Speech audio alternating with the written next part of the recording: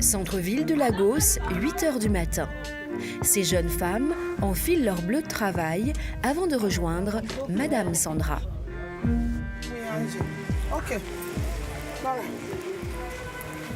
Bonjour les filles. Alors, prête à travailler? Ok. Vous avez passé un bon week-end? Ok, maintenant au boulot les filles. Il y a 10 ans, Madame Sandra a créé cette école unique au monde, répartie sur 20 sites dans tout le pays.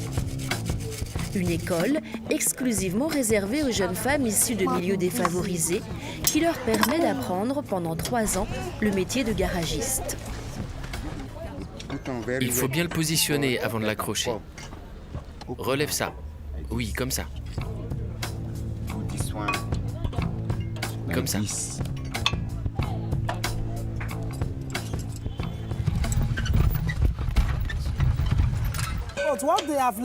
Ce qu'elles apprennent sur le terrain, elles l'approfondissent en classe. Du coup, l'enseignement est très complet. C'est une formation parfaite, pas juste quelques rudiments pratiques. Sandra sait de quoi elle parle. Cette passionnée de mécanique a les mains dans le cambouis depuis l'âge de 14 ans. Je suis la première femme à être devenue garagiste au Nigeria. À l'époque, c'était un énorme tabou. C'était comme si j'avais le sida. J'ai été victime de discrimination, d'intimidation. Mais ça ne m'a pas fait peur. Au contraire, toutes ces attaques ont renforcé ma vocation. Je n'ai écouté personne et je me suis concentrée sur mon objectif. Et aujourd'hui, il n'y a aucune limite à mes rêves. En apparence, l'école fonctionne comme un garage ordinaire. Le meilleur moyen d'apprendre sur le tas, mais surtout d'avoir, en plus des sponsors, des clients pour financer cette scolarité gratuite. On doit vérifier les freins. Comme ça, on pourra établir un devis. Je veux voir le type de frein qu'on a là. Réaction d'un habitué venu récupérer sa voiture. Quand je suis venu ici, je me suis rendu compte que les garagistes étaient des femmes. J'ai adoré. Parce qu'au Nigeria, il n'y a rien qui ressemble à ça. Le concept est génial. J'aime vraiment ce service. Elles font vraiment du bon boulot. J'adore.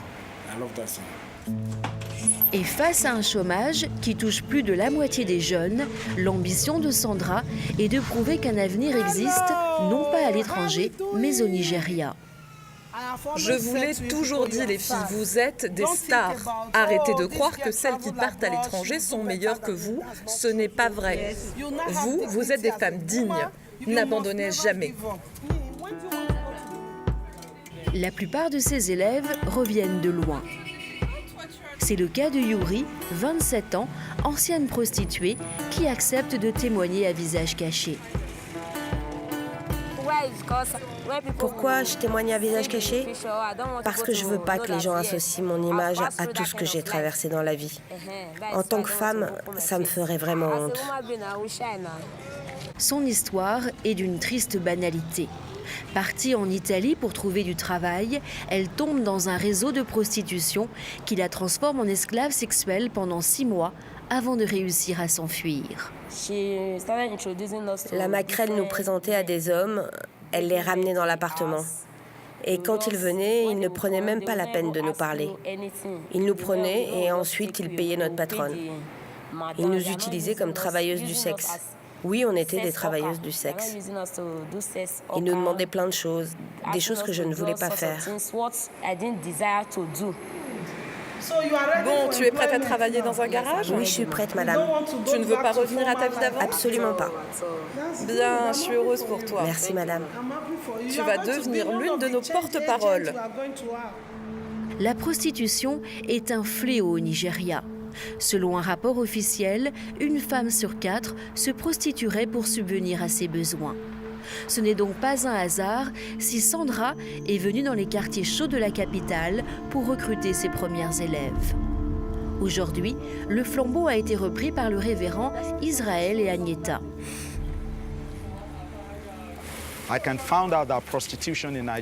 J'ai découvert que la prostitution est devenue un énorme problème au Nigeria. Même les petits-enfants s'y mettent, ils sont perdus.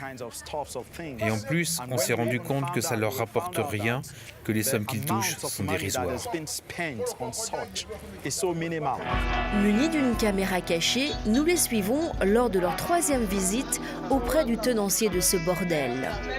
Il renouvelle régulièrement ses filles pour offrir de nouveaux visages à sa clientèle. Jennifer, elle, souhaite décrocher.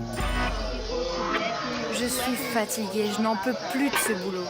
J'ai même déjà demandé à plusieurs personnes de m'aider à trouver du travail ailleurs. La jeune femme est très vite rappelée à la réalité, mais Agneta en profite pour parler de l'école de Sandra au proxénète. Chez Lady Mécanique, ils apprennent aux filles à devenir garagistes. Elles sont formées pour réparer les voitures. Il reste une place pour une fille. Est-ce que tu as une fille motivée chez toi? Là, tout de suite, je ne peux pas te donner un nom. Si je demande, il y aura 4 ou 5 filles intéressées. Donc il faut que je choisisse une fille qui se comporte bien. Si j'ai rejoint Lady Mécanique, c'est parce que j'ai vu comment Sandra a réussi à changer tant de vies. Et si je sillonne les bidonvilles autant que je le fais, c'est parce que je pense que je peux lui amener toutes ces filles. Et même s'il y en a 300 par mois, on arrivera, grâce à Dieu. On pourra les sortir de la rue et leur offrir une nouvelle vie. Aujourd'hui, Sandra n'a pas les moyens d'offrir une formation à toutes les filles qui le souhaitent. Elles sont pourtant nombreuses à souhaiter rejoindre la famille très soudée des Lady Mécaniques.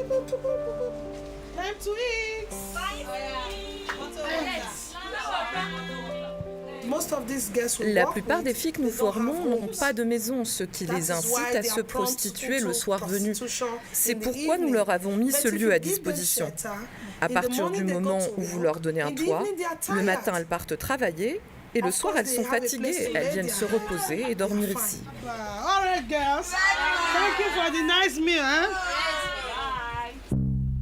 Parmi les 300 jeunes femmes déjà diplômées, certaines sont devenues patronnes. C'est le cas de Faosat, propriétaire d'un garage depuis 10 ans en périphérie de Lagos. Bonjour tout le monde, aujourd'hui c'est une grosse journée, alors au travail. Chad, s'il te plaît, fais-moi un diagnostic sur cette voiture. Je veux comprendre ce qui ne va pas. S'il te plaît, nettoie-moi tout ça là pour que les clients ne se plaignent pas. Et vérifie les niveaux et puis change l'eau aussi. Grâce à son métier, Faosat peut subvenir aux besoins financiers de ses 3 enfants et de ses parents.